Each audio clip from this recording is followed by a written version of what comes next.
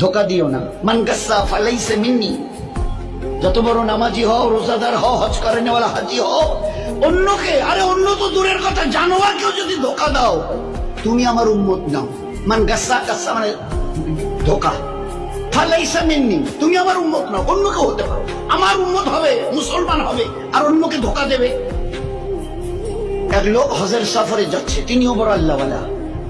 যেতে যেতে শুনলেন এই গ্রামে নাকি একজন বড় আল্লাহওয়ালা আছে। আচ্ছা, তো তার শিষ্য সাগরিদরা বললো, হযরত এখানে শুনছি একজন বড় আল্লাহওয়ালা আছে, তো অন্তত তার একটু দেখা করে দোয়া নিয়ে যাই। হ্যাঁ, ভালো বলেছে, চলো যাই। এইবারে যখন ঠিকানা নিয়ে তার বাড়ির সামনে গেছে, তো দেখে যে উনি একটা ডালিকে, ডালি, এই যে আমরা ডালি বলি না, ধান চাল যে ডালি, একটা ডালিকে এইভাবে কাত করে ধরে নিয়ে যাচ্ছে। তার পিছনে পিছনে একটা ঘোড়া চলে আসছে। ঘোড়াটা মনে করছে আমার মালিকের এই হাতে যে ডালিটা, ওতে আমার ঘাস।